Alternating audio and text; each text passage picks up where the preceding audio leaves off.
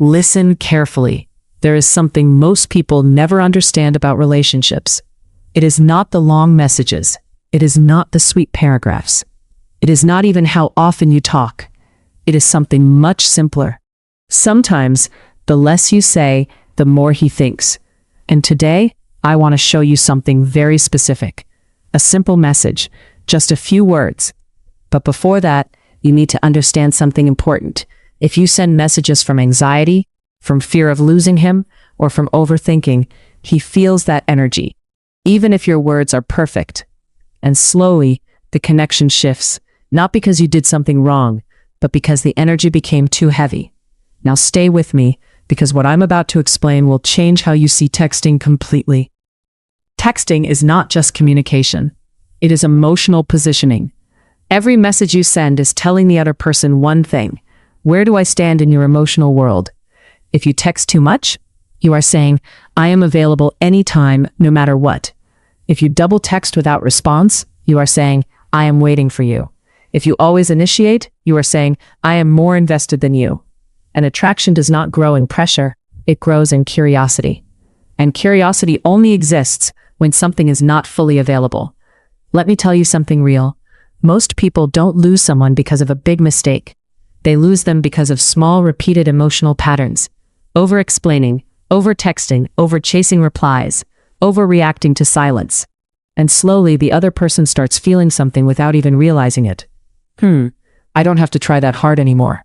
And once that feeling settles, the emotional chase reduces. Not because they hate you, but because the emotional tension disappeared. Silence is misunderstood. Silence is not punishment. Silence is space, and space creates reflection. When there is constant communication, there is no time to feel absence.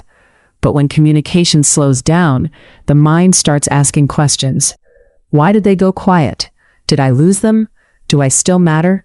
And those questions create emotional weight. That emotional weight is what brings attention back. Not manipulation, not games, just human psychology. Now, let's talk about the message. The message people refer to as 7 words that change everything. But I need you to understand something before I say it. These words are not magic. They only work when you are calm. You are not chasing. You are not emotionally begging for response. Because the message is not powerful by itself. The emotional state behind it is what makes it powerful. And here are the 7 words. I respect your space. Take care. Simple, calm, no pressure, no anger, no begging, just emotional maturity. Let's break it down honestly. I respect your space. This tells him you are not chasing. You are not forcing communication. You understand distance. Take care. This closes the message peacefully. No question mark. No demand for reply. No emotional hook that creates pressure. And here is what happens psychologically. It removes emotional tension. And when tension disappears, curiosity often replaces it. Because now he may think, she didn't chase me. She didn't argue. She didn't get emotional. And that shift creates reflection. But again, this is not instant chasing. This is emotional recalibration. Most people ruin this moment by doing something immediately after. Sending another message, checking seen, posting indirect quotes, trying to test his reaction. And all of that destroys the effect. Because the message only works when it is followed by silence. Not anxious silence, but peaceful silence. Now listen carefully. If someone is deeply uninterested, no message will suddenly make them obsessed. But if there is still emotional connection, this kind of calm message can reset tension, rebalance emotional space, create reflection, reduce pressure in the dynamic. That's the real effect. Not fantasy, not control, just emotional psychology. Before we continue, remember something important. The message itself is not the magic. The magic is what the message represents. Most people focus on words, but people respond more strongly to emotional energy than they do to specific phrases. 2 people can send the exact same message. One receives a positive response, the other gets ignored. Why? Because one message came from confidence, the other came from desperation. And people can feel the difference. That's why this next section is so important, because we're going deeper than texting. We're talking about emotional value. Let's talk about something most people have experienced. Have you ever noticed how someone can take you for granted when you're always there? You reply instantly, you make yourself available, you check in constantly, you give reassurance over and over again, and somehow, instead of becoming more interested, they become less engaged. Why does that happen? Because human beings naturally adapt to what becomes predictable. When something is always available, the mind stops noticing it. Think about electricity. You don't think about it until the power goes out. The same thing happens emotionally. When your attention becomes guaranteed, its value often decreases.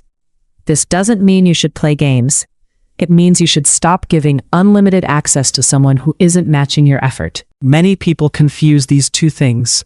Chasing is constantly initiating, seeking validation, needing reassurance, monitoring responses, feeling anxious when they disappear. Connecting is sharing experiences, enjoying conversation, being present, respecting boundaries, allowing natural space. One comes from fear, the other comes from confidence.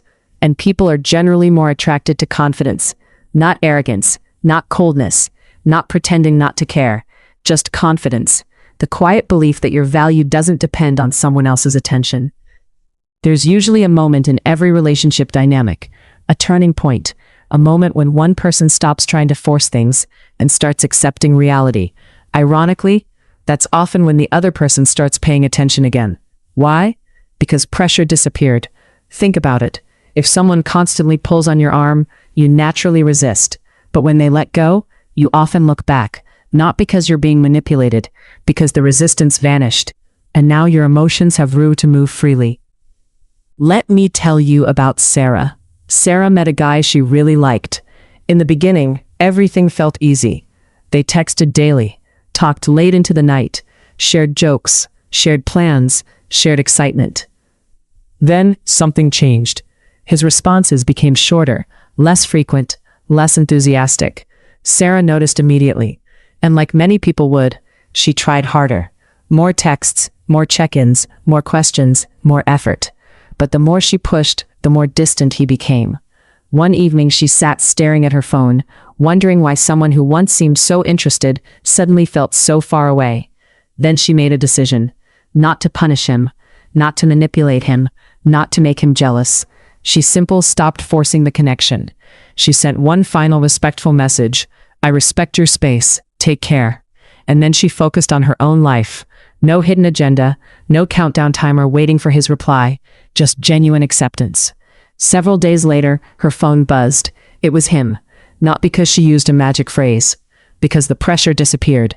And for the first time in weeks, he had room to miss the connection. Now, let's talk about what may happen psychologically. Again, not every man, not every situation, but often something like this occurs. Day 1, he notices you're not texting. At first, it doesn't seem important. Day 2, he notices again. A small question appears. That's unusual. Day 3, curiosity grows. He wonders what you're doing. Day 4, he remembers conversations, inside jokes, shared moments. Day 5, he may start checking your profile, reviewing messages, thinking about you. Why?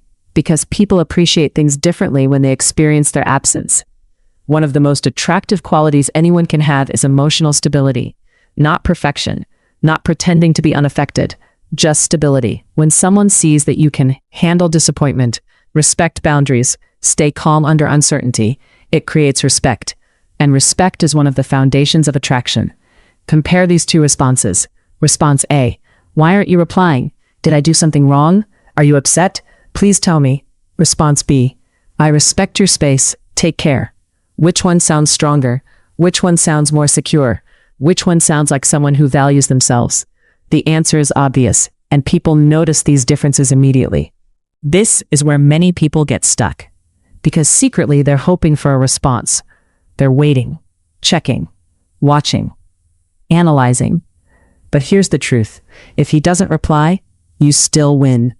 Why? Because you regained your self-respect. You stopped chasing someone who wasn't matching your effort. You stopped sacrificing your peace for uncertainty. You stopped placing your happiness in another person's hands. And that's valuable whether he comes back or not. The real goal isn't getting him to chase. The real goal is becoming someone who doesn't need to chase. Read that again, because that's where confidence begins. Not in controlling others, but in controlling your own reactions. The moment you stop trying to force attention, you become more attractive. The moment you stop seeking validation, you become more confident.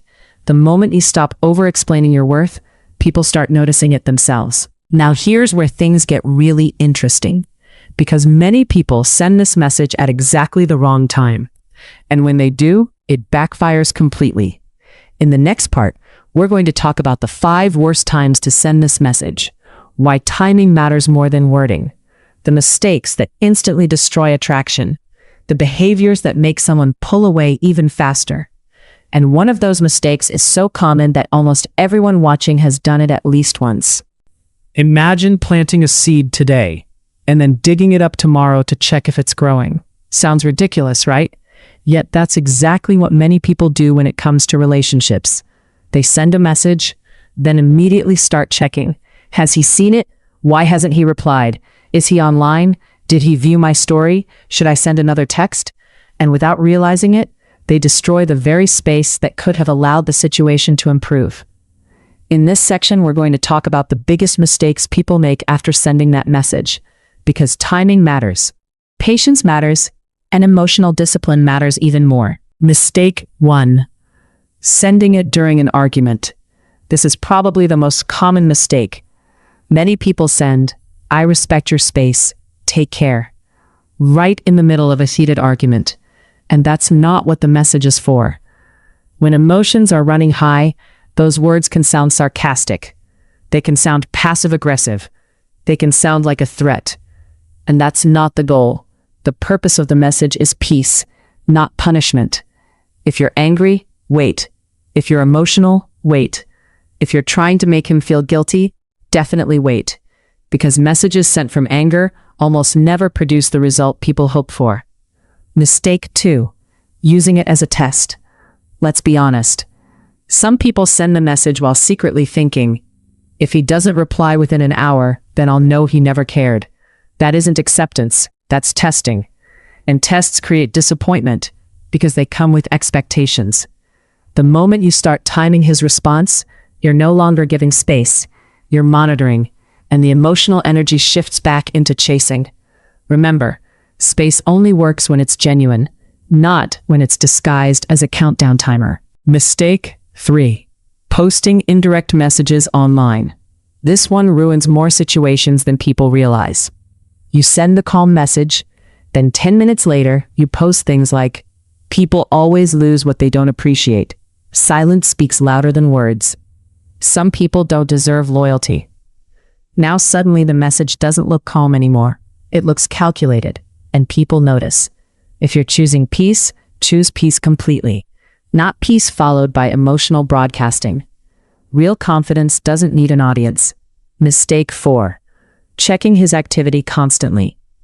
This behavior creates emotional exhaustion. You tell yourself you're moving on, but then you check when he was last online. You check who liked his photos. You check whether he watched your story. You check whether he's active. Hour after hour, day after day. And without realizing it, he's still controlling your emotions. The relationship may be quiet, but mentally, you're still chasing. True detachment isn't about disappearing physically. It's about freeing your mind emotionally. Mistake 5. Making him your only source of happiness. This mistake starts long before the text message. It starts when your entire emotional world revolves around one person, when every good day depends on his attention, when every bad day depends on his silence, when every mood depends on his response. That's a dangerous place to be, because now you're not enjoying the relationship, you're depending on it. And dependence creates pressure. People feel that pressure, even when nobody says a word. Many people think attachment is love, but they are not the same thing. Love says, "I care about you." Attachment says, "I need you." Love says, "I enjoy your presence." Attachment says, "I can't function without your attention." Love allows freedom. Attachment creates fear, and fear often causes people to act in ways that push others away. Let's have a simple story to understand this better. Emma spent months trying to hold on to a connection. Every morning she checked her phone. Every evening she analyzed conversations. Every delay felt personal. Every silence felt painful. Then one day she realized something. She wasn't enjoying the relationship anymore. She was managing anxiety. And those are very different things. So she stopped. Not because she stopped caring, but because she was tired of losing herself. She started focusing on friends, family, hobbies, exercise, personal goals, and something surprising happened. The less her life revolved around him, the happier she became. Then months later, he reached out. But by then, something had changed. She was no longer waiting, and that's what made the difference. Let's address a question many viewers are wondering. Why do people often return after distance? There are several reasons. Sometimes they genuinely miss you. Sometimes they gain perspective. Sometimes they realize your value. Sometimes life slows down and they reflect. Sometimes they compare future experiences to what they had with you. But here's what matters. The healthiest mindset is not waiting for their return. The healthiest mindset is improving your life regardless. Because when your happiness depends on someone coming back, you remain stuck. And being stuck is the opposite of growth. Think about the people you admire most. They probably share one thing. They don't fall apart every time life becomes uncertain. That doesn't mean they never hurt. It means they keep moving forward despite the hurt. That quality is attractive, not because it makes others chase, but because it shows self-respect. People naturally respect those who respect themselves. And self-respect starts with boundaries. One of the strongest emotional positions you can reach is this: being okay without immediate closure. Most people desperately want answers. They want explanations, reasons, guarantees, certainty. But life doesn't always provide those things. Sometimes you have to move forward without knowing everything. And when you learn to do that, you become emotionally stronger than most people. When you stop chasing, several things happen. First, you regain mental energy. Second, you stop overthinking every interaction. Third, you start noticing opportunities you were ignoring. Fourth, you become more attractive because you're focused on living rather than convincing. And finally, you discover that your peace is worth protecting. That realization changes everything. Now we reach the question everyone wants answered. What actually goes through his mind after the communication slows down? Does he miss you? Does he forget? Does he think about you? Does he compare you to others? In the next part, we'll explore the different reactions men commonly have when someone they care about suddenly becomes calm, confident, and emotionally unavailable. And one of those reactions surprises almost everyone. Here's something most people never realize. When you're constantly reaching out, constantly checking in, constantly keeping the conversation alive, you never get the chance to see what someone be do on their own. Think about that for a moment. If you're always the one creating contact, how do you know whether he actually misses you? How do you know whether he wants to talk to you? How do you know whether he values the connection? You don't, because you're doing all the work. And that's why distance often reveals truths that constant communication hides. Today we're talking about what may happen in his mind once you stop chasing and start focusing on yourself. Not fantasy, not manipulation, just realistic human behavior. Reaction 1. He notices the change. The first thing that often happens is simple. He notices. Not immediately in every case, but eventually. The morning message isn't there. The random check-in isn't there. The conversation starter isn't there. The attention he's become used to suddenly becomes less available. And human beings notice changes, especially when those changes involve people who were consistently present. At first, it might seem small, but the mind naturally pays attention to differences, and this difference creates awareness. Reaction 2. Curiosity begins. Curiosity is powerful, much more powerful than pressure. Pressure often creates resistance. Curiosity creates interest. Once he notices the change, questions can start appearing. Questions like, what is she doing? Is she busy? Is she okay? Why is she quieter lately? Has something changed? Notice something important. You didn't force those questions. You didn't demand them. You didn't argue your way into them. Space allowed them to develop naturally, and natural curiosity is far stronger than forced attention. Reaction 3. He starts remembering the good moments. This is where many people underestimate the power of absence. When someone is constantly available, the brain focuses on the present.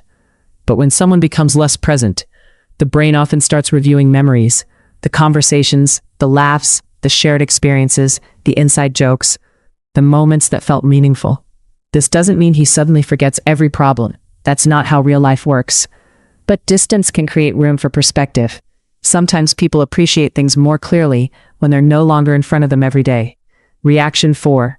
He realizes your attention was a gift. Here's a truth many people learn too late. Attention is valuable. Genuine attention is one of the most valuable things you can give another human being. Your time, your care, your support, your listening, your encouragement. When someone receives those things consistently, they can start treating them as normal, expected, guaranteed. But once they're gone, their value often becomes clearer. People don't always recognize blessings while they're receiving them. Sometimes they recognize them after they stop receiving them. Let's have a short story about Jessica and Mark to understand this better. Jessica spent nearly a year talking to Mark every day. Morning messages, evening conversations, regular phone calls. It became routine. Then one day she realized something. The effort wasn't balanced anymore. She was carrying most of the communication, most of the energy, most of the investment. Instead of arguing about it, she simply stepped back. She didn't become cold. She didn't become rude. She just stopped doing all the work. At first, nothing happened. Then a week passed, then another. And eventually, Mark reached out. Not because Jessica played a game, but because he finally experienced what the relationship felt like without her constant effort holding it together. For the first time, he could clearly see what she had been contributing all along. Reaction 5. He starts wondering if you've moved on. This is another common reaction, especially if you've stopped chasing, especially if you've stopped seeking validation, especially if you're simply living your life. He may begin wondering, is she talking to someone else? Has she moved on? Is she no longer interested? Am I losing my place in her life? Now here's something important. This is not about making him jealous. Healthy attraction isn't built on jealousy. The point is that uncertainty creates reflection. When people realize that someone valuable is not guaranteed forever, they often start paying closer attention. Many relationship videos get this wrong. They focus entirely on fear. Fear of losing you, fear of competition, fear of missing out. But the strongest relationships aren't built on fear. They're built on respect. And respect grows when someone sees that you value yourself, that you have boundaries, that you don't tolerate one-sided effort forever, that you can walk away peacefully if necessary. Those qualities create respect, and respect creates attraction. Reaction 6. He may reach out. Now let's address the question everyone wants answered. Will he text? Maybe. Many people do. Some reach out within days, some take weeks, some take months, some never do. And that's why you should never make your happiness dependent on the outcome. Because the goal is not controlling his actions. The goal is controlling your own. If he reaches out, great. If he doesn't, you're still growing. You're still building your life. You're still moving forward. And that's a powerful position to be in.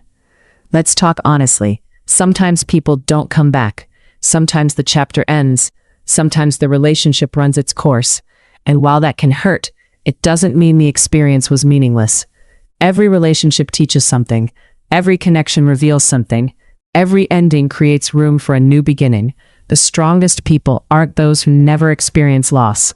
The strongest people are those who keep growing after loss. There is a moment that changes everything. It happens quietly. One day you wake up and realize you haven't checked your phone in hours.